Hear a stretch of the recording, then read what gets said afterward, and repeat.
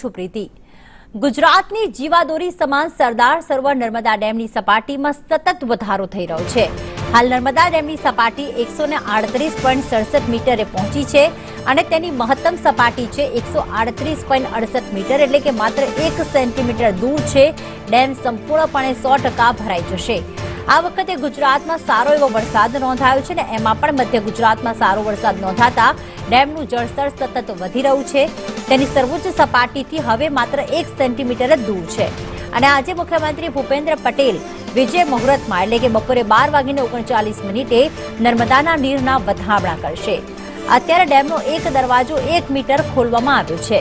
અત્યારે ઉપરવાસમાંથી ડેમમાં 51,777 ક્યુસેક પાણીની આવક નોંધાઈ છે અને તેની સામે ડેમમાંથી નદીમાં કુલ 50,847 ક્યુસેક પાણી નદીમાં છોડવામાં આવી રહ્યું છે અને હાલમાં જે માહિતી મળી રહી છે કે તેની સપાટી 138.67 મીટર છે, 1 સેન્ટીમીટર દૂર છે અને ત્યારબાદ ડેમ સંપૂર્ણપણે ભરાઈ જશે।